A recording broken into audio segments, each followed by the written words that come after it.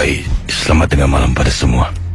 Kisah yang saya nak ceritakan ini berkenaan dengan kiriman email dari bekas pengurus artis. Dari mana? Saya tak perlu beritahulah. Dari Singapura mungkin, dari Malaysia mungkin, dari Indonesia pun mungkin.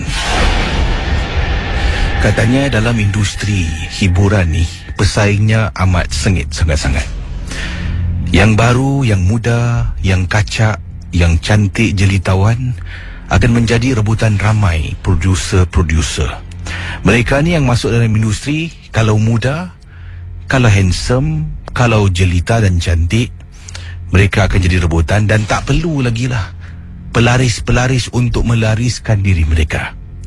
Lazimnya pelaris-pelaris ini akan digunakan oleh tidak semua, tetapi ada juga individu-individu supaya mereka ni kekal relevan dan dapat lebih banyak projek. Kerana usia semakin meningkat, tempat mereka dahulu hero, sekarang ni sebagai watak pembantu saja. Jadi anda bayangkan kisah, saya teruskan lagi pengalaman yang diceritakan oleh seorang pengurus artis yang berkongsi, salah seorang artis di bawah jagaannya. Kata beliau, saya tidak perlulah berkongsi nama yang dikatakan, dan beliau menceritakan sekarang ini saya dah tak lagi menguruskan artis ini. Namun saya bukan nak mengaibkan dia. Tidak sama sekali saya nak berkongsi siapakah dimaksudkan, tapi hanya berkongsi sekadar informasi untuk kisi ketengahkan bersama dengan para pendengar Misteri Jam 12.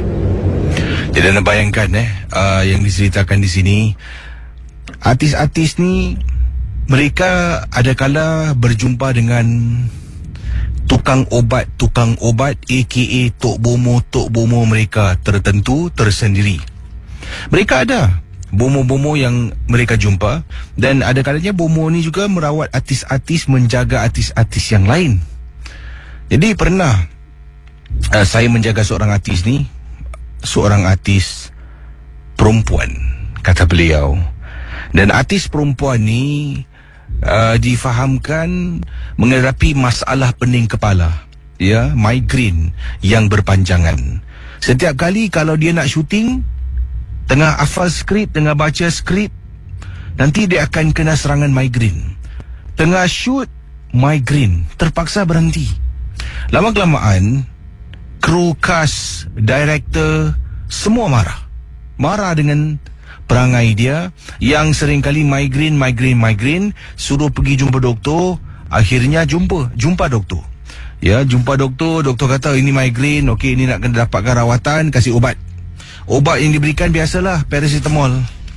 Ubat kononnya boleh bantu hilang sekejap, kemudian datang balik lebih teruk. Pendengar Misteri Jam 12, jadi dah pergi jumpa doktor, 2-3 doktor, masalah migrain ni masih lagi berterusan. Beliau ni walaupun dah dalam kategori artis yang dah lama, tetapi projek datang mencurah-curah. Jadi oleh kerana itulah dia mungkin kurang rehat, kena migrain. Kepalanya mabuk lah, pening lah. Dipendekkan cerita, akhirnya saya beritahu dia, tak nak ke cuba rawatan yang lain selain daripada jumpa doktor? Jumpalah tukang ubat ni. Mula-mula dia tak percaya. Akhirnya berjumpa. Pendengar Misteri Jam 12, anda bayangkan berjumpa dengan seorang pakar perubatan ni. Jadi pakar perubatan periksa badan tubuhnya, dengan membaca sesuatu, dan katanya ada sesuatu yang tak kena dengan artis ni. Dan bila pakar ni baca, dia yang sedang dalam keadaan duduk di atas kerusi, pakar ni duduk di tepinya hanya membaca. Dia cuba baca, tiba-tiba dia angkat tangan kiri kanan seolah-olah sedang menari ketika pakar itu sedang membaca sesuatu, dan seolah-olah bacaan itu adalah untuk memanggil sesuatu yang sedang bersembunyi dalam tubuhnya. Semua ni saya lihat dengan mata saya sendiri. Artis berkenaan, beliau katanya di sini dalam masa lebih kurang 2-3 minggu lah berjumpa dengan pakar yang sama untuk dirawat dan akhirnya kembali pulih seperti sedia kala. Kesian betul. Oleh kerana dia ni migraine, sebagian ada director tak nak panggil sebab takut merosakkan program, merosakkan jadual, kata bekas pengurus artis ni. Jadi akhirnya setelah dirawat, akhirnya ketika dirawat, katanya di sini sedang rawat, baca dia angkat tangan kiri kanan, angkat tinggi, kemudian sedang dipusingkan tangannya seolah-olah sedang menari tarian Melayu. Kemudian dia mula bercakap.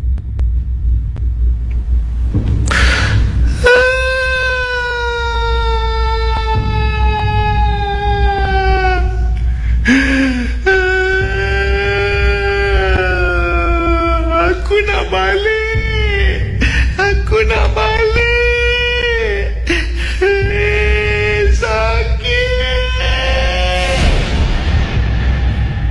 Dari mana asal kau? Siapa yang mengirim? Kenapa kau datang? Pakar tu bertanya lagi. Dari mana asal kau? Siapa yang kirim? Siapa suruh datang? Tak ada orang kirim lah. Aku datang sendiri. Tak ada orang kirim. Aku datang sendiri. Tolonglah. Tolong. Aku tak nak lagi. Tolonglah, jangan baca lagi. Pakar berkenaan terus baca dan baca. Artis wanita ni dalam keadaan kesedihan, ketakutan, katanya tolong jangan baca. Dan bila pakar tu tepuk daripada belakangnya, bayangkan Casey, bila pakar tepuk, pam, artis tu terbatuk, tercampak satu paku besar yang terkeluar dari mulutnya. Paku. Kemudian artis ni batuk sampai batuk berdarah. Paku disimpan oleh pakar, tidak dibenarkan untuk kami mengambilnya. Dengan misteri jam 12. Itulah kisah yang tak dapat saya lupakan, kata pengurus artis ni. Antara artis dibuat orang kerana walaupun dia dah dalam kategori veteran mapan, tapi ada juga yang mencemburui, katanya di sini, kerana artis ini walaupun usia sekian-sekian tapi masih lagi dapat banyak tawaran, ada kalanya sebagai pelakon utama dalam drama. Itu yang bab artis perempuan. Saya juga pernah menguruskan seorang artis lelaki, katanya di sini. Sama jugalah. Kalau tak kuat, pasti kecundang. Artis lelaki ni pula lain. Katanya, Kak, boleh tolong tak? Saya nak cari barang lah kat pelaris. Boleh bantu tak? Kau nak pakai pelaris buat apa? Ha? Tak adalah Kak. Kalau harapkan muka je Kak, susah Kak nak dapat. Yelah, yang muda-muda tu banyak. Saya ni pun dah bukan muda sangat. Bolehlah Kak, carikanlah pelaris. Nanti saya bayar kakak 10% lebih tinggi sikit. Aku ni, okeylah. Perkenalkan dia dengan seorang tukang ubat. Tukang ubat ni pun nak cuba pakaikan susuk di bahagian-bahagian tertentu pada artis yang dimaksudkan. Beliau katanya di sini tak nak go into details ataupun tak nak bacakan kongsi perkara yang lebih terperinci tentang artis lelaki ini. Tapi apa yang terjadi, Selepas berjumpa dengan tukang ubat ni, saham dia naik dan dapat bertahan lebih kekal lama. Tapi ada syarat lah. Ada syarat, ada pantang larang yang harus dipatuhi. Terima kasih dan selamat tengah malam dari bekas pengurus artis. Baik, yang ini dari pendengar kita bernama Syaz, katanya ini SMS Syaz kata, inilah kali pertama saya cuba nak berkongsi cerita pada KC. Tak tahu pula jika sampai ke tidak. Sebelum saya mengemukakan soalan yang telah mengganggu fikiran saya sejak beberapa hari, ada baiknya saya ceritakan sedikit tentang diri saya. Saya bekerja retail di kawasan bukan bandar lah, tak nak sebut lah, di salah sebuah kawasan Singapura, dan dinamakan hampir setiap hari saya pulang lewat. Hampir pukul 12.30 malam pasti saya sampai rumah. Jika saya off, saya akan keluarlah dengan kekasih saya sampai malam dan akan pulanglah, sebab bukan selalu saya dapat jumpa dengan dia sebab bertugas. Jadi ada peluang barulah saya keluar dengan kekasih, balik larut malam.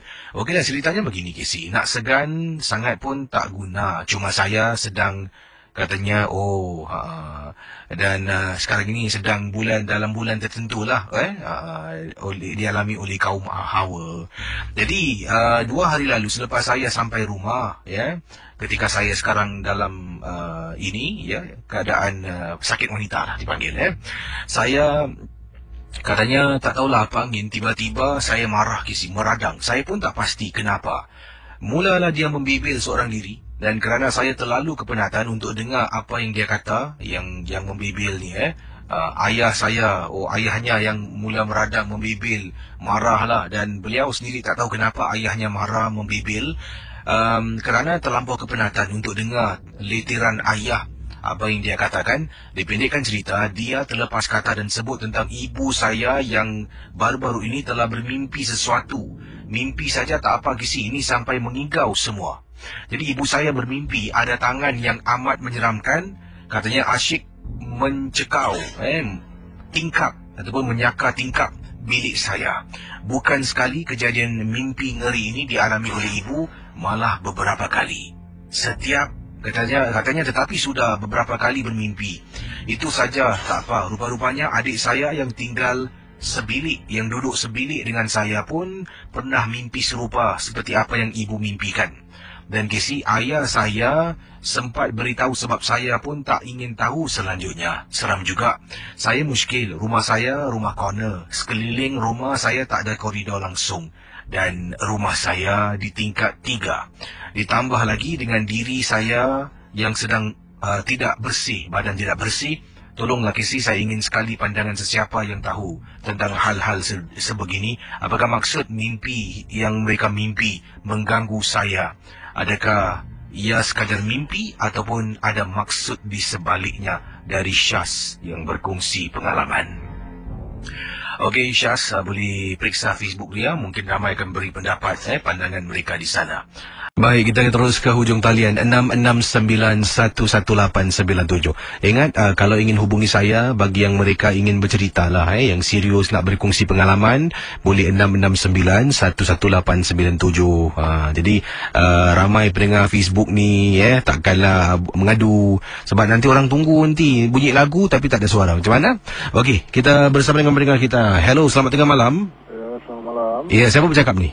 Saya Kela pakai nama samaran Raman Cik Raman Ni Cik Raman di rumah ke di tempat tugas bagaimana? Sedang bertugas. Dan Cik Raman ada pengalaman misteri Cik Raman Oh, ni baru saja berlaku. Di tempat tugas? Di tempat tugas. Dekat Jepang tu tempat bilik gym lah. Oh. Saya pula dengan cara tak sengaja kan. Tengah kata orang tu tengok monitor lah yang CCTV kamera Habis ada dekat gym ni memang tak ada orang lah. Gelap, tapi ada lampu cahaya lah sikit-sikit. Boleh nampak lah. Habis ada sebuah cahaya berterbang dekat ni gym lah. Tiba-tiba je macam ada orang kat besi pula. Saya buat saya terperanjak tu. Saya pun dengar mesti jam 12 lah. Ingat suka-suka je dengar. Jadi anda nampak apa? Besi dengar bergerak. Bergerak? Ni kira orang kacau ni orang panggilkan machine weight. Okey, Bergerak. Tapi yang sebuah cahaya tu melintas tau. Tiba-tiba pasal depan dia tu ada sebuah cermin besar untuk dia nak buat exercise kan, boleh nampak dalam diri sendiri kan. Detection dia tu betul-betul gitu laju lah dia punya cahaya lampu berjalan. Lepas tu kejap lagi machine weight tu bergerak. Itu ada buat cerita panjang kan. Dia bergerak sekejap sekali je lah. Dia angkat sekali terus turun. This my first time lah, ni pertama kali saya nampak kan. Jadi ini gangguan pertama kali lah anda hadapi. Pertama kali. So far saya kerja malam tak pernah lah ganggu kan. Pasal belakang tempat kat house saya ni kira swimming pool. Selalu tak ada orang mandi tapi air dia bergerak. Itu gangguan biasa lah kadang-kadang. Angin tiup ke apa kan. So far ni gym ni first time lah so far. Wah, jadi untuk anda yang sedang bertugas sekarang ini semoga tabah menghadapi dugaan lah. InsyaAllah nasib baik ada partner. Kalau saya ni seorang-seorang tak ada partner ni masalah juga ni InsyaAllah. Tapi kata orang tu semangat nak kuat lah. Ya, terima kasih. Okey, kembali. Baik, anda boleh hubungi saya dan itu tadi daripada abang kita tu tentang gangguan besi di gym bergerak dengan sendirinya. Siapa punya kerja tu Baik, kita akan kembali dengan lebih banyak kisah misteri di Ria 897 FM.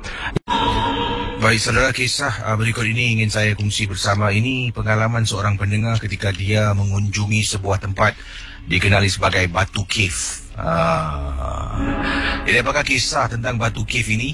Kiriman daripada pendengar yang ingin dikenali sebagai Haikal.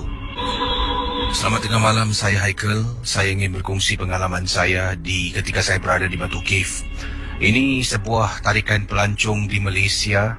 Saya ke sana seorang diri. Saya memang kerap kali saya akan backpacking seorang diri.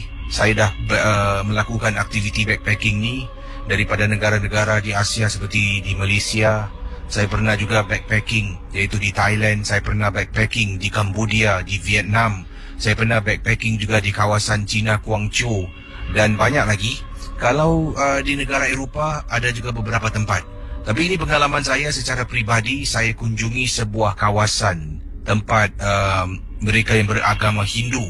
Ini sebagai tempat mereka menjalankan ibadah mereka.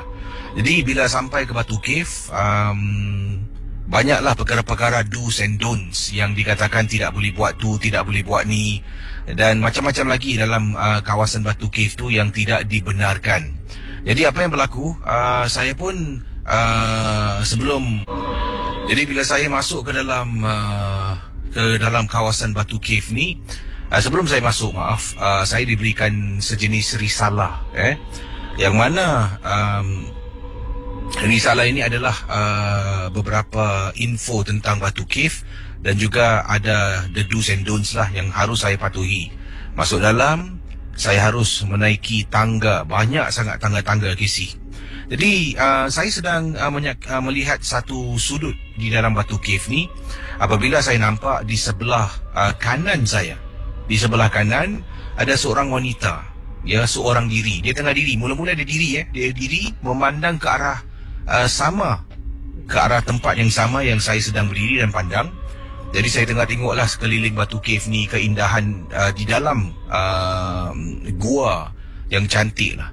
Jadi katanya tiba-tiba wanita yang sedang berdiri di tepi saya ni, dia jelikan lidahnya. Dia keluarkan lidah, dia jelikan lidah, kemudian lidahnya naik turun lah. Macam seolah-olah digerakkan, mula-mula perlahan, makin laju lidahnya dikeluarkan, dia naik atas turun bawah, naik turun begitu cepat dia melakukan aksi berkenaan. Dan saya rasa pelik pula. Sebabnya bila saya lihat sekeliling saya, langsung tak ada orang kecuali saya dengan wanita yang sedang melakukan satu aksi yang amat menakutkan. Yang paling menyeramkan, selepas itu setiap kali dia gerakkan lidah laju, saya baru perasan lidahnya makin lama makin panjang, semakin panjang. Apabila saya pandang, lidahnya dah melepasi bahagian dagu, Gisi. Jadi bila anda bayangkan, bila dia buat mungkin lah, dia jelikan lidah dan dia gerakkan lidah dengan begitu laju, katanya dia menghasilkan satu bunyi-bunyian yang saya sampai sekarang masih ingat lagi bunyi itu. Dan saya setiap kali kalau dengar bunyi yang serupa, saya akan teringat tentang perkara yang berlaku pada saya ketika berada di Batu Cave.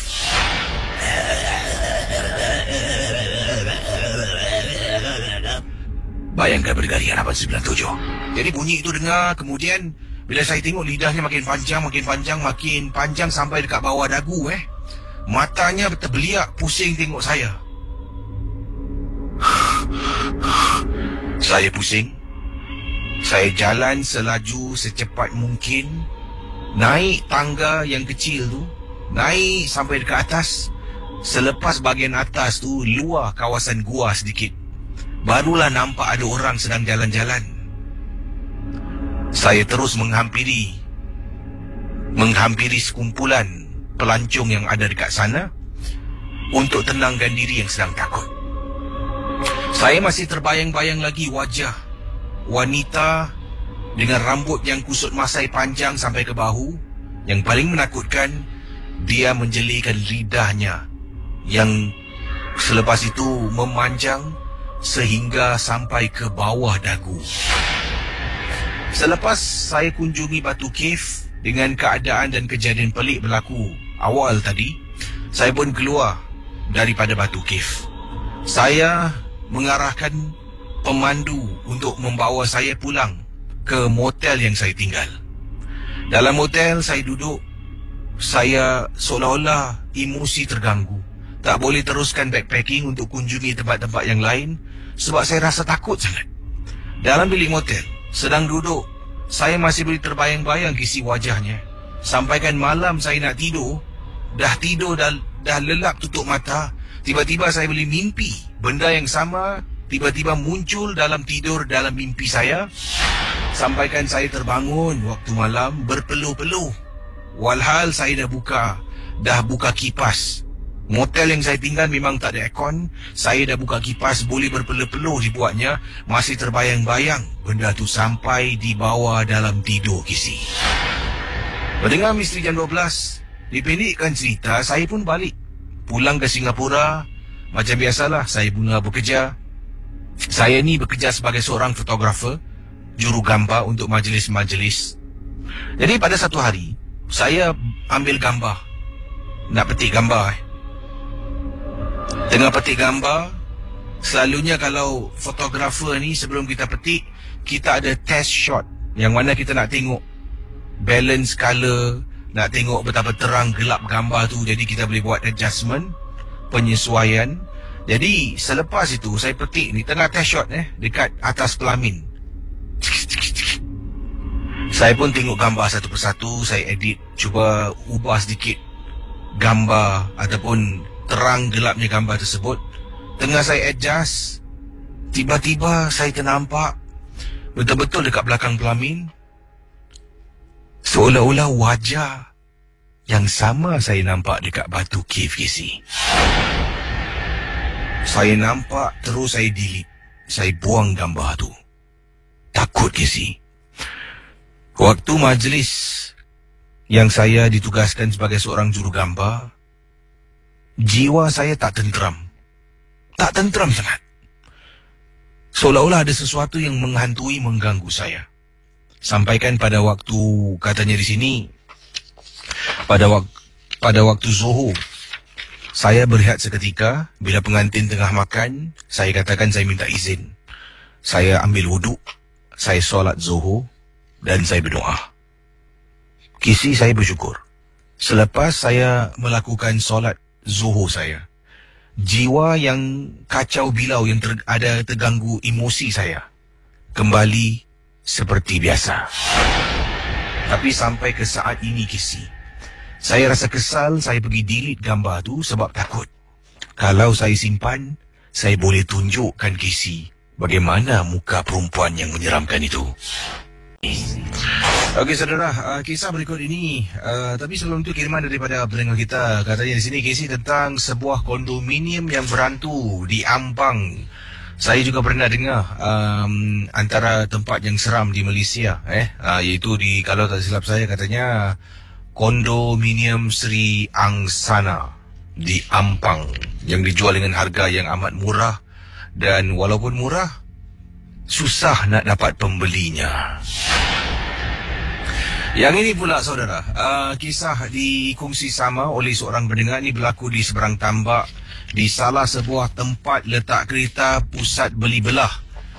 Lazimnya tempat letak kereta ni di pusat beli belah, adanya tempat pusat-pusat ini menyediakan khidmat tempat letak kereta di bawah tanah. Ada, kalau masuk aja anda akan masuk pintu untuk masuk ke tempat letak kereta. Dia ada lantai ataupun tingkat B1, B2, B3.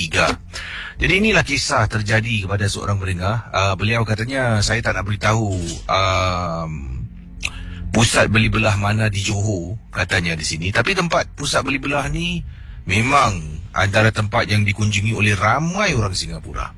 Waktu tu saya dah agak lambat, agak lewat, dan dah hampir-hampir nak tutup pusat beli belah tu.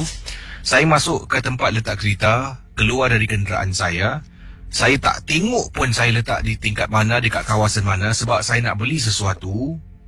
Jadi oleh kerana dah nak tutup, saya keluar dari kenderaan, terus saya lari untuk mendapatkan sesuatu yang mana telah pun disuruh oleh isteri saya untuk membelinya. Sampaikan saya terlupa, sampaikan dah nak dekat tutup, baru teringat. Ini kerana Casey akibatnya bila jumpa kawan-kawan lama, duduk berborak-borak sampai lupa apa yang dipesan oleh isteri. Oleh kerana tak nak lah saya kena marah, sebab kalau saya lupa, ini kali ketiga saya lupa Casey, nanti kena berletih sepanjang malam. Jadi nasib baik sampai belum lagi tutup. Sempat saya beli barang yang isteri pesan. Dah banyak kali isteri pesan. Jadi pendengar Ria, katanya teman kita kemudian dah beli barang, dah settle, nak balik ni, baru terfikir, tingkat berapa aku letak kereta? Saya turun mula-mula pergi B1, jalan cari pusing, mana kenderaan ni? Tekan alarm ataupun bunyi pada kereta saya. Kata beliau, tetap tak ada bunyi. Dan saya runsing, mana kereta ni? Saya rasa tingkat B1. Tak apalah, saya turun dekat tingkat B2. Dan kemudian apa yang berlaku? Bila saya berada dekat B2, tengah jalan ni, cari kenderaan, tekan, saya ternampak dekat tembok kapak bawah tanah di sebuah pusat beli belah di Johor. Dekat tepi tembok, saya lihat ada susuk tubuh seorang perempuan sedang berdiri. Kalau dia diri tepi tembok, tepi tu kereta, saya faham tempat tu dah tak ada kereta langsung. Ada 2-3 biji kereta bahagian jauh, kata beliau di sini. Biji tu salah. 2 buah kereta, 2-3 buah kereta. Jadi beliau ceritakan lagi. Jadi bila saya nampak wanita tu berdiri, mungkin dia sedang tunggu kenderaan, mungkin sedang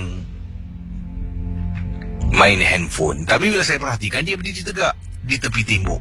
Saya tak indahkan, tengah runsing cari kereta. Rupa-rupanya saya akhirnya jumpa. Saya letakkan kenderaan saya di tingkat B1, sebelah ujung yang mana saya tak perasan. Nasib baiklah jumpa. Masalahnya bila sedang saya menuju ke arah tempat saya letak kenderaan saya, wanita yang sama Kisi berada dekat B1, betul-betul berdiri di sebelah tembok juga. Bila nampak, saya dah tahu ada sesuatu yang tak kena. Mulut saya mula komat kamit membaca. Baca. Kemudian menuju ke arah kenderaan, hidupkan enjin dan keluar daripada pusat beli belah yang disebutkan. Terima kasih dan selamat tengah malam, Casey. Ya, siapa bercakap ni? Pendek. Ini Pendek. Buat panggilan dari mana ni? Isun. Orang Isun. Jadi pengalaman kisah tentang apa ni? Tentang saya waktu tu tahun 7 tahun yang lepas lah. Jadi apa yang berlaku? Silakan. Saya dikatakan dibuat dengan orang lah. Oh, okey. Waktu tu saya dimasukkan hospital selama 2 bulan. Kenapa anda di hospital? Boleh saya tahu? Okey, saya tidak boleh berjalan. Tak apa, kata orang tu tak boleh jalan lah. Jadi anda rasakan yang anda masuk hospital tak boleh berjalan ni kerana orang lakukan sesuatu lah? Mula-mula saya ingat macam apa, sakit kaki lah berjalan. Saya pergi hospital, dia x-ray saya, dia masukkan saya MRI, dia ambil saya punya tisu apa-apa semua, kaki semua. Selama 2 bulan, doktor pastikan yang saya ni tak ada apa-apa sakit. Okey, lepas tu bila saya macam rasa curious lah, saya rasa saya try ubat tradisional lah, panggil pakar. Yang pakar tu mengatakan yang saya dibuat dibuat orang lah. So menjadikan saya tak boleh jalan lah selama 2 bulan. Okey, lepas tu saya nyari-nyari lah nak bunuh diri lah. Saya tak boleh angkat lah saya punya yang cakap tu. Situasi anda lah macam tu. Pasal dia waktu tu sakit tu, bisanya waktu maghrib dengan waktu pukul 12. Saya hampir-hampir lah nak bunuh diri lah, sejun diri. Jadi kemudian bagaimana anda dipulihkan? Okey, dipulihkan dengan kawan saya, pakar di tak salah saya di Bedok lah. Dia jalan dengan pakar selama 1 bulan berubat, dan pakar tu mengatakan apa akan saya buat kalau saya tahu siapa yang orang tu, yang orang apa macam apa ni, kalau saya tahu orang tu apa akan saya buat. Dan saya mengatakan yang saya tak nak buat apa, saya suruh pakar tu kasih balik apa yang dia kasih balik saya. Jadi kemudian apa yang berlaku? Yang berlaku tu dia cakap saya jangan terpanjat. Yang buat saya ni saudara yang terdekat. Dan sampai sekarang lah saya tak tahu lah siapa orangnya. Dan sekarang alhamdulillah lah, saya dah berjalan, dah berjalan lebih lari, tapi cuma tak kuat sangat lah. Itu saya punya pengalaman saya lah, selama 2 bulan lebih lah. Dan alhamdulillah saya punya company pun tak buang saya, dia tetap saya balik selama 2 bulan tu lah. Dan saya nasihatkan para pendengar Ria, kalau tak suka dengan orang tu, jangan buat perkara yang bodoh lah. Jumpa dengan orang tu personally, berbual dah atau berbincang apa kesalahan orang tu. Itu saya Casey. Terima kasih Bindik. Yeah. 669-11897. Ini daripada Amran. Kata Amran di sini, Assalamualaikum. Waalaikumsalam warahmatullahi taala wabarakatuh. Saya nak berkongsi pengalaman yang ringkas. Saya sebenarnya benci kalau saya kena balik malam. Sebabnya saya harus letakkan kenderaan ataupun kereta saya ni di tingkat tempat letak kereta paling tinggi. Jadi tingkat 1 nanti penuh. 1 dia ada 1A, 1B, 2A, 2B. Bayangkan kadang-kadang sampai kena naik tingkat 5 atau tingkat 6 KC. Saya tinggal dekat kawasan Sengkang. Jadi bila kena naik tingkat paling atas, nanti barulah ada tempat letak kereta yang kosong ni akan saya letak. Lagi tinggi, lagilah seram. Sebabnya di tempat tinggal saya di kawasan Sengkang ni, rumah-rumah baru. Dan situ asalnya adalah kawasan perhutanan, yang mana pokok-pokok ditebang, didirikan rumah. Jadi bayangkan, rumah baru, tempat baru, memang menyeramkan sangat-sangat. Bila balik tu, kalau saya pusing, alamak ni confirm kena park atas. Saya dah tahu dah 100%. Tapi kadang-kadang nasib baik ke si, ada yang keluar, saya akan park tingkat 3, kadang-kadang tingkat 4 lah tu. Nasib baik Nasib tak baik paling tinggi. Pengalaman saya park tingkat paling tinggi. Dah sampai atas ni, tiba-tiba saya ternampak di kenderaan di hadapan saya, dekat tingkat paling atas ni cuma ada 3 kereta saja. Seram tu Cuma ada 3 kereta. Waktu tu ada sebuah lori pickup yang kecil, kemudian ada kereta di hadapan saya merupakan MPV, dan saya ni letakkan kenderaan saya betul-betul bertentangan dengan kereta MPV. Tak tahulah, dalam banyak-banyak lot situ juga saya park, ternampak pula MPV di hadapan saya. Apabila saya dah buka seatbelt dan matikan enjin kereta, saya terpandang pada di hadapan saya, iaitu MPV. Dekat dalam MPV itu, nampak seperti ada orang duduk di tempat duduk paling belakang sangat-sangat. Jadi saya tu orang ke dekat duduk belakang ni? Saya tengok tenung. Bila dia bergerak, saya terus buka pintu, capai beg saya, tutup pintu, kunci pintu. Saya turun bawah. Sambil saya turun bawah, sambil tu saya membaca apa yang saya tahu, saya baca lagi si. Bulu rumah meremang, masih terbayang-bayang kisi wajah yang dekat belakang tu, walaupun gelap lah. Tapi nampak dengan jelas susuk tubuh orang sedang duduk di tempat duduk paling belakang.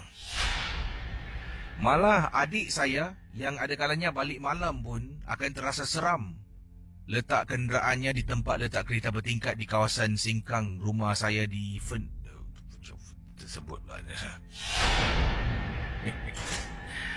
Ya, bagaimana agaknya. Jadi kata beliau, ada kalanya waktu-waktu hari segan saya, I don't care. Saya letak tempat loading unloading bay. Alhamdulillah setakat ni belum kena saman. Terima kasih dan selamat tengah malam. Misteri Jam 12. Okey, saudara boleh hubungi saya di 669111897 bersama dengan saya, silakan. Hello, selamat pagi. Selamat pagi. Hai, siapa tu? Saya Zul. Zul, panggilan dari mana Zul? Saya panggilan daripada Jurong. Ada pengalaman tentang apa, silakan. Pengalaman saya semasa saya memancing di Semawang Park dekat Wasan sana. Berapa ramai itu memancing? Itu saya dengan adik ipar saya masa tu. Masa tu saya suruh pancing dekat JT sana kan. Jadi ada satu kumpul wak-wak cakap saya pancing dekat Wasan sana. Di belakang masjid ke macam mana? Dia ada satu kedai yang dulu ada apa tu? Water clean house yang lama. Sekarang dah dikosongkan, tak tahu lah dia buat apa lah. Tapi sana pengalaman saya, masa tu saya pancing. Habis saya pula tu datang hari tu, saya bawa jala, jaring semualah. Jadi saya pasang, malam tu saya macam nak makan sangat tau ni kupang. Habis saya cakap ipar saya, okay lah saya pergi jalan cari kupang lah. Tapi tempat siap nak bakar semua dah ada. Jadi saya jalan, saya jumpa kupang ni dekat dalam, dekat tong tau. Dia macam cantik, macam dia tersusun tu dekat dalam macam semak-semak. Jadi saya ambil, saya bakar lah. Saya bakar, saya cuci. Lepas tu, bila cuci saya tanya adik ipar saya, nak makan? Nak sikit, cakap tak nak. Okey lah saya makan. Malamnya tu, saya tidur. Saya mimpi ada cikak datang. Tapi dia tunjukkan sesuatu yang berlungguk tau. So, saya bangun. Tapi tepat pukul 3 pagi tu, saya demam panas lah. Lepas tu, besoknya, sebelum subuh, saya pulih macam biasa. The second day pun sama juga lah. Lepas tu, bila saya duduk dengan kawan saya cakap, kat bawah cakap, kau lebih baik kau balik lah. Pasal aku rasa macam bukan muka kau. Terus saya macam tak percaya kan, saya balik. Lepas tu saya tutup cermin, kening saya ni, ada lagi satu kening tau. Jadi itu saya telefon ambulans kan. Saya telefon ambulans ambil saya pergi Kotek Puat. Ini yang pengalamannya kat Kotek Puat ni, bila kita nak masuk toilet dia, itu adik saya ke mana, ada satu nenek kat belakang saya. Tiba-tiba dia tap saya punya bau, dia cakap tu tau, adik, kenapa ni? Terus saya pusing, saya tanya, saya cakap, sebenarnya saya boleh balik pancing. Habis kena macam ni, pasal tangan saya semua merah kan. Dia macam kata-kata, tapi saya tangan saya gatal lah. Benda ni berkawan dengan awak 3 hari. Tu saya terperanjat. Lepas tu, malamnya, tepat pukul 3 tu saya telefon adik ipar saya cakap, pasal aku kena gini lah. Habis dia cakap dengan saya, kau pergi tengok, kau makan tu kupang pukul 3 pagi. So the next day, ada orang cakap berdamping ni, saya tak pernah lalui berdamping lah. Tapi after yang, apa yang saya lalui, saya dapat rasa berdamping tu macam mana. Malamnya, the next day lah, saya rasa macam, benda tu nak datang tau. So saya cakap dengan nurse tu, awak tolong saya rasa benda tu nak datang. Mesti orang rasa tak percaya tau. Mesti cakap saya meripik lah. Tapi bila masuk ke 3, saya dah macam bukan saya lah. macam sombong gitu. Doktor nak bagi saya makan, saya tak nak layan. Habis masa saya nak makan siang hari, ada orang cekik saya beli. Saya pergi tekak situ.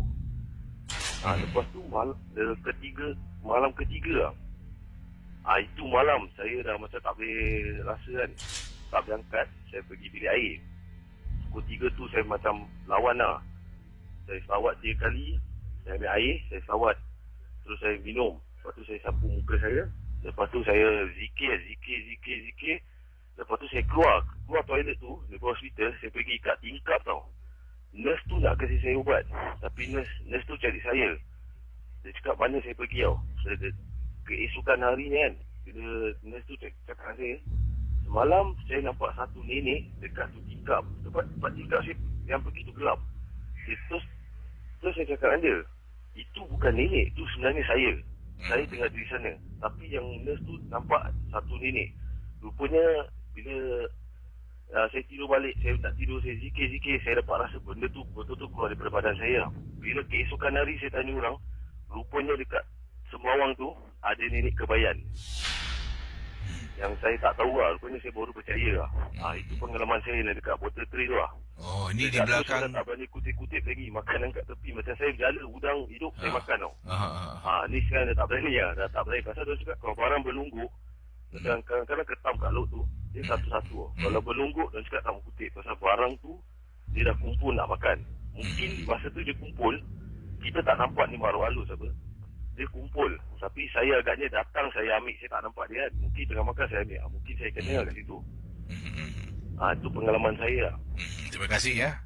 Ya, okey, sama-sama. Kembali. Baik, itu dia kisah berkenaan dengan sebuah tempat di kawasan Sembawang. Jadi saudara, saya pernah ke sana merakamkan sebuah video. Yang mana video itu merupakan video yang saya rakam lakonan semula lah. Saya suka ingatkan teman-teman yang mendengar rancangan MJ12 ini supaya tidak terlampau taksub dan terlampau percaya dengan apa yang kita dengar dalam rancangan ini. Hanya sekadar hiburan, macam kita tonton filem seram. Tengok cerita seram tu jangan percaya. Takkan awak percaya. Tengok cerita dering awak percaya hantu keluar di TV. Jadi jangan percaya.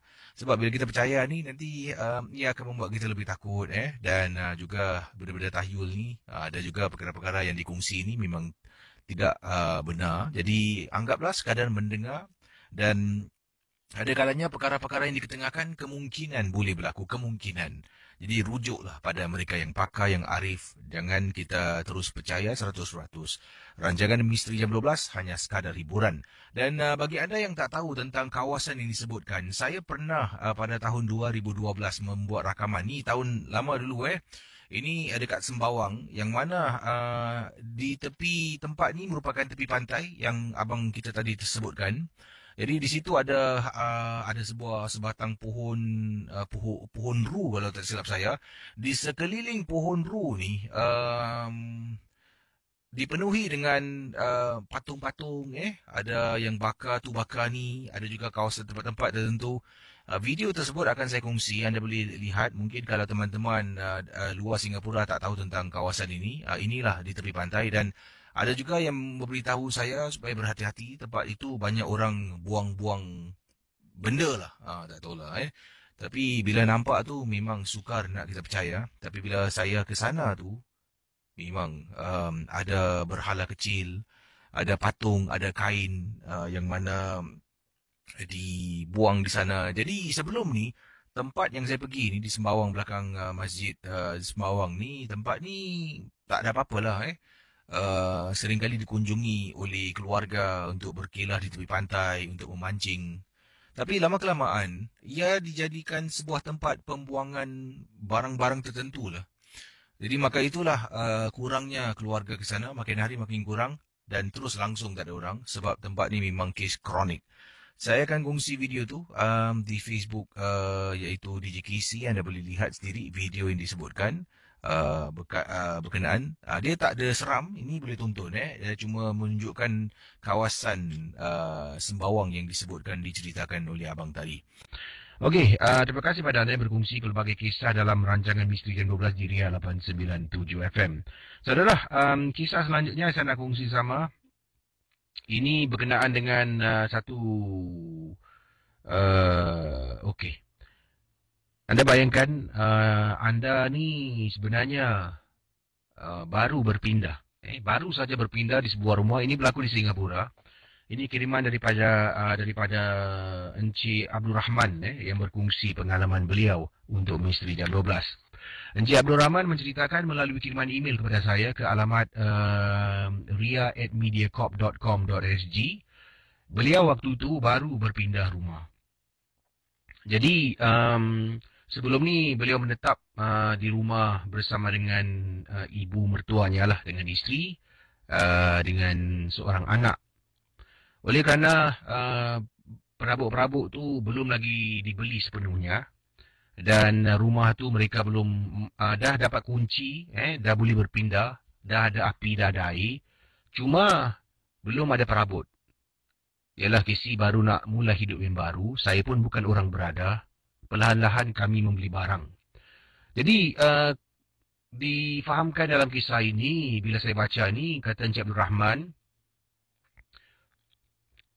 pada satu hari tu, misal kata mungkin hari Rabu lah, Rabu pukul 9 pagi ada penghantaran katil dan juga almari ke rumah baru Encik Abdul Rahman. 9 pagi Jadi Cik Abdul Rahman ni ada pilihan untuk bangun pagi dari rumah ibu mertuanya, siap-siap, kemudian kata beliau naik bas, pergi ke rumah ibu mertua, pergi ke rumah baru, buka pintu, orang katil, hantar katil ni akan hantar, siapkan katilnya, pasang almari dan kunci pintu rumah, balik rumah ibu mertua.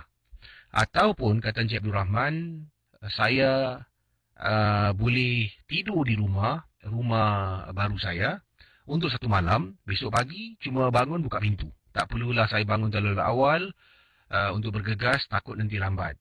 Sebabnya mereka kalau lambat mereka akan tinggalkan. Jadi saya pun rasa gairah dan takut saya terbangun lambat, kata Encik Abdul Rahman. Saya takut terbangun lambat, sampai lambat, nanti barangan saya tak sampai. Saya pun kata pada isteri, biarlah abang bermalam dekat rumah baru. Saya cuma bawa iaitu satu bantal kecil, saya letakkan dalam beg dengan satu alas kain untuk alas saya tidur supaya tak sejuk sangat. Kemudian isteri juga bekalkan satu selimut, bawa lah perkakas seperti berus gigi, sabun mandi untuk ke rumah baru kami. Jadi bila sampai rumah baru tu, saya keluar rumah ibu mertua agak malam, sekitar jam 9 lebih malam, sampai jam 10 lebih malam di rumah baru.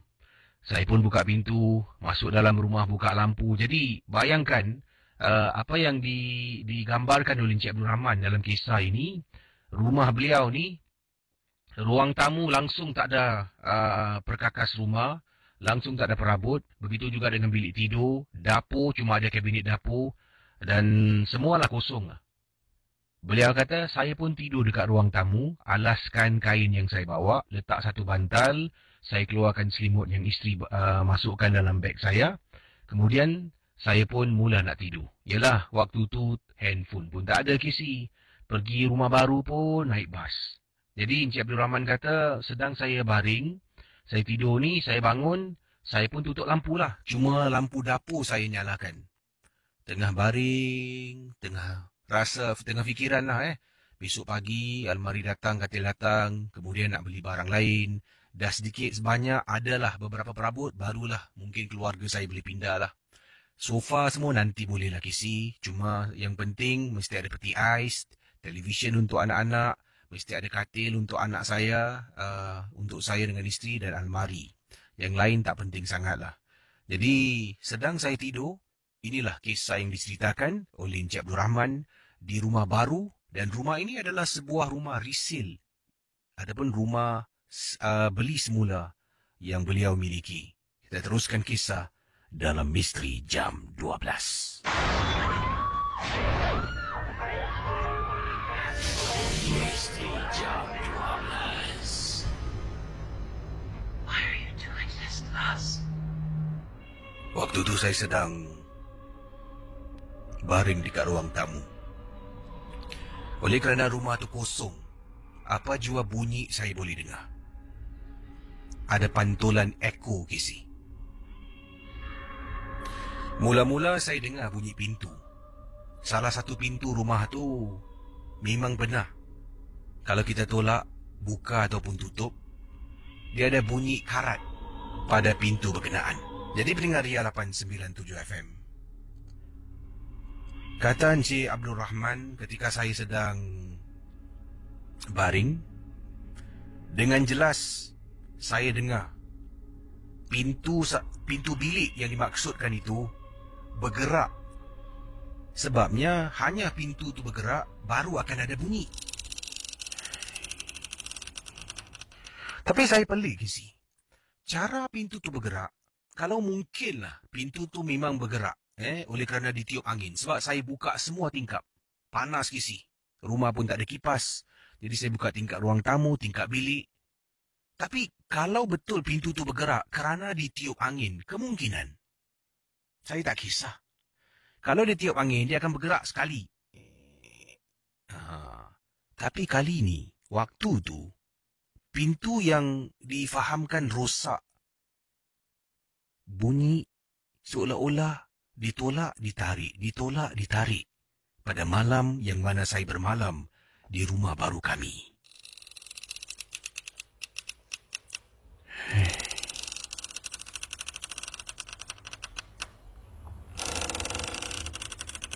Pendengar Ria 897 FM. Hanya ada cahaya pada lampu dapur. Saya bangun, berjalan menuju ke pintu bilik. Saya tengok tingkap memang saya buka. Saya cuba tolak pintu tu memang berbunyi. Kemudian saya cari apa yang boleh saya cari dalam rumah tu, yang boleh saya letak pada pintu supaya pintu tu tak bergerak dan tak berbunyi. Pergi dapur, saya buka almari atas, bahagian bawah almari, dan nampak ada satu tong cat yang kosong. Saya keluarkan tong cat, memang kosong, dah kering. Saya angkat tong cat tu, saya letak pada pintu.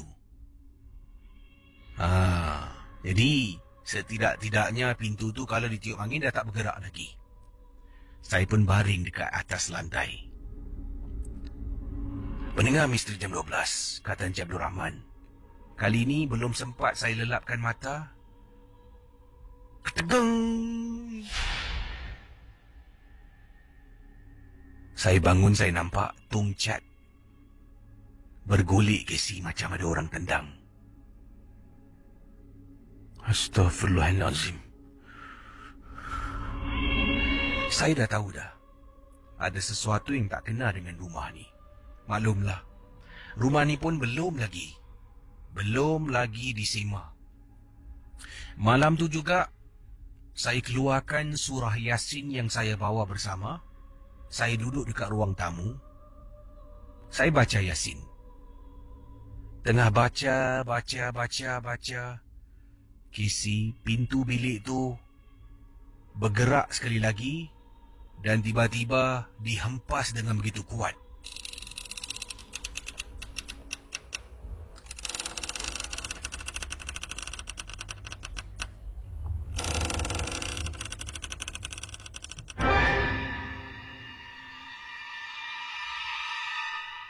Saya tetap membaca dan terus membaca sampaikan pergerakan pintu berhenti dengan sendirinya.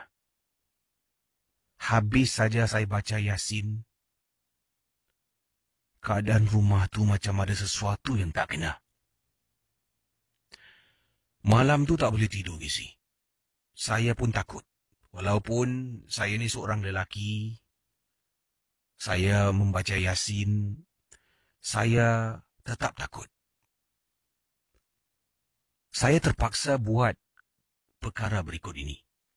Saya bangun, pergi pintu depan, buka pintu depan. Kemudian saya buka lampu. Lampu bilik 1, lampu bilik 2. Rumah tu cuma ada 2 bilik tidur. Kemudian lampu ruang tamu saya matikan sebab kalau terlampau terang pun saya tak boleh tidur. Saya tidur dekat dengan pintu rumah saya. Tengah tidur depan pintu rumah, saya dapat rasakan macam ada orang langkah badan saya. Orang langkah badan Casey.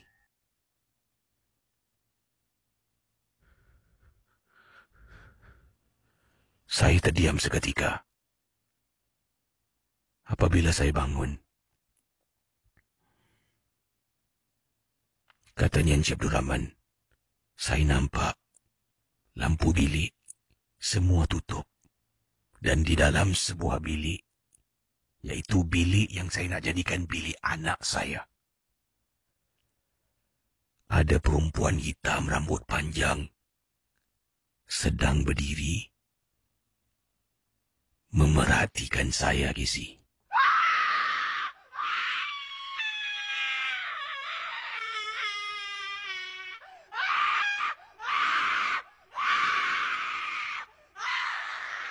Mendengar rancangan Misteri Jam 12 di Ria 897 FM.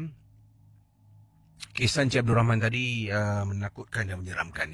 Tapi ada sebenarnya kisahnya adalah lagi yang mana setelah dia ternampak susuk tubuh wanita yang memerhatikan beliau yang katanya ternampak lembaga hitam seperti wanita yang sedang memerhatikan saya sedang tidur depan pintu, beliau menjadi takut dan akan tetapi beliau melawan perasaan tersebut sambil dia duduk dekat depan pintu rumah. Sambil itu dia tetap membaca Yasin. Sampaikan terlalu penat, dia pun tertidur di hadapan pintu rumah. Bayangkan, kalau jiran lalu nampak Cik Rahman tidur dalam bilik, dalam rumah yang kosong tu, mesti jiran tu terperanjat. Tapi Alhamdulillah, keesokan pagi delivery sampai. Dia pun pada pagi itu juga telah pun mendapatkan beberapa orang kawan untuk sama-sama membaca doa selamat dan mendapatkan seorang teman untuk semah rumahnya. Dan sebelum berpindah, rumah tu telah pun dibersihkan. Bersihkan ni bukan bersih kemas apa bersihkan secara semah lah yang dilakukan oleh Encik Abdul Rahman. Terima kasih pada Encik Abdul Rahman. Berikut kisah daripada pendengar berasal dari Malaysia. Kiriman daripada Nur Fatihah berkongsi peristiwa ini. Katanya Nur Fatihah, bila mereka baru berumah tangga, dia dan suami telah pun duduk di rumah ibu mertuanya, mak mertua, selama lebih kurang hampir 2 tahun sebelum mereka berpindah ke rumah baru mereka. Rumah baru memang jauh dari kawasan rumah ibunya. Rumah baru ini juga adalah sebuah tapak pembinaan yang baru. Jadi banyak juga rumah-rumah yang kosong. Rumah yang dibeli adalah rumah teres 2 tingkat. Berderet-deret rumah itu, berbaris-baris. Kawasannya agak luas. Mohon maaf Casey, saya tak boleh beritahu di manakah kawasan rumah saya, khususnya nama jalan. Tapi rumah saya ini di bahagian Johor. Itulah yang boleh saya katakan, katanya Nur Fatihah. Bila berpindah ke rumah baru, masuk saja dalam rumah tu, pada mulanya tidak ada perasaan ini. Tapi setelah berpindah, pada hari yang pertama saya ingat, kami sampai rumah baru sekitar pukul 10.30 pagi. Saya dengan suami, dengan juga adik ipar, dengan ibu mertua saya. Sampai rumah tu dah siaplah sebelum ni. Banyak barang-barang telah pun dipindahkan, tahap demi tahap, sedikit demi sedikit. Sampai rumah ni, suami buka pintu. Pintu besi. Kereta kenderaan dipandu masuk ke dalam. Kami semua keluar. Suami lalu ke depan pintu. Nak langkahkan kaki, saya tegur. Bang, beri salam dulu bang. Suami beri salam, buka pintu, kemudian langkah kaki kanan masuk ke dalam. Saya ni bila masuk dalam rumah tu, katanya Nur Fatihah, dah rasa tak sedap hati. Seperti ada sesuatu yang tak kena dengan rumah ini. Tapi saya cekalkan diri, kuatkan semangat. Sebabnya sebelum ini bila pindahkan barang sedikit demi sedikit, tak pernah pun ada perasaan ini. Cuma pada hari yang pertama, di mana saya berpindah sepenuhnya ke rumah tersebut, perasaan tak sedap ni mula timbul. Kami duduk di ruang tamu dengan ibu mertua, dengan adik ipar, dengan suami. Kemudian ibu mertua kata dia nak masak sesuatu, jadi dia ke dapur. Saya pula berbadan dua, Casey. Anak yang pertama sekaligus dapat dua berita menarik, berita yang membahagiakan saya, suami, ibu mertua. Pertama, rumah baru. Yang kedua, dapat cahaya mata dalam kandungan. Jadi ibu mertua kata, Tiha, hari ni kau tak boleh masak, Mak masak. Kau rehat ajalah. Ibu mertua terus ke dapur, buat persiapan lah, tengok barang-barang, bahan-bahan yang apa yang ada, dia cuba masak. Saya duduk di ruang tamu, adik ipar saya tolong ibunya di dapur, suami saya pula sedang berada di hadapan rumah. Saya ni duduk dekat ruang tamu sedang tonton TV. Dari tempat yang saya duduk di ruang tamu ni, bila saya dongak atas, saya akan nampak hujung tangga saya. Jadi kalau sesiapa naik atas, berdiri dekat tempat atas ni, bila tunduk ke bawah akan nampak saya sedang menonton TV. Rakan bergaria, tiba-tiba saya macam perasan bahawa 2-3 kali ada orang menjenguk dekat atas. Saya macam rasa macam ada orang jenguk. 2-3 kali itulah saya akan mendongak ke atas. Saya cuba nak cari siapa yang menjenguk saya, tapi tak nampak orang. Jadi saya tak sedap hati. Saya pun tidaklah beritahu ibu mertua, saya tidak beritahu suami. Saya berdiri, katanya Nur Fatihah, berjalan menaiki tangga perlahan-lahan. Naik sampai tingkat 2 rumah. Saya tengok pintu bilik ada yang tutup, ada yang terbuka. Baru saya nak melangkah tapak yang pertama ke depan, saya rasa bilik nombor 3 kalau tak silap saya, katanya Nur Fatihah. Boom, pintu tutup. Kuat pintu tutup. Tidak mungkin angin tiup. Tidak mungkin, sebab cara pintu itu tutup dihempas begitu kuat. Saya tersintak dan hampir-hampir saya terjatuh dekat tangga, hampir-hampir. Sebabnya saya berada dekat atas, nak langkah pertama yang ke depan, pintu tutup, saya ke belakang sedikit dan hampir-hampir jatuh ke belakang. Ibu mertua, adik ipar, suami, semua lari pergi tangga. Tengok atas, nampak saya, tanya, kenapa? Apa jadi? Saya pusing mata, tahu pintu tertutup. Semua terdiam. Ibu mertua saya lah yang cuba menenangkan keadaan. Dia toleh, angin kot, katanya dengan nada suara yang tenangkan keadaan. Saya ni dah tak tahu nak cakap apa. Saya tengok bawah, angin. Saya pusing, turun pelan-pelan. Suami, dahlah turun pelan-pelan, jangan naik. Lain kali nak naik atas bilang abang, awak tu hamil. Ya bang. Turun bawah, saya duduk. Suami keluar, ibu mertua buat lagi barangnya di dapur tengah masak tu. Adik ipar saya tahu ada benda yang tak kena.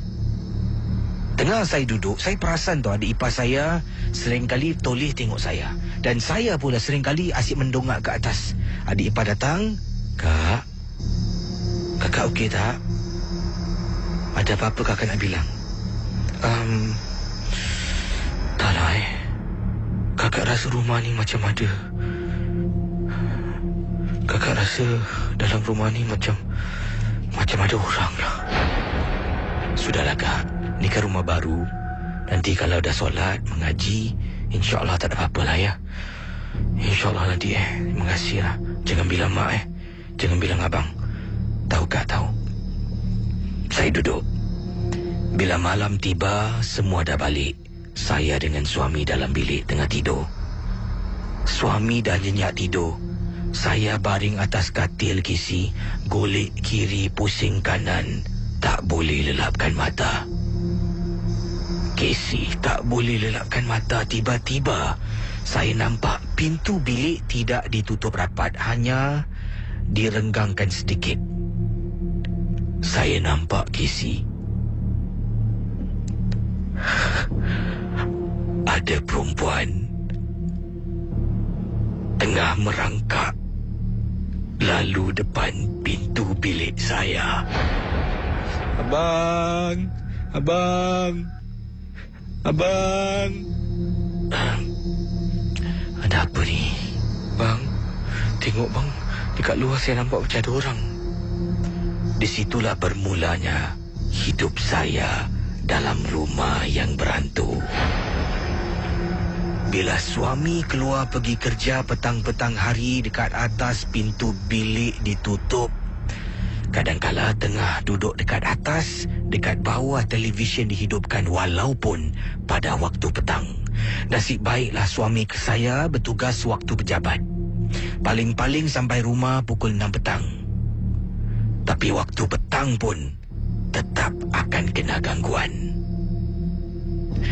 Saya nak panggil ustaz. Pernah saya beritahu suami. Dah 2 kali cakap dengan suami. Suami kata nanti dia ikhtiarkan, nanti dia usahakan. Kalau saya tanya lagi mesti kena marah. Dia akan cakap saya ni tak sabar. Tak tahu ke dia tengah ikhtiarkan. Tapi saya tak tahulah sampai bila Kisi. Terima kasih dari peminat MG12 berasal dari Johor, Nur Fatihah.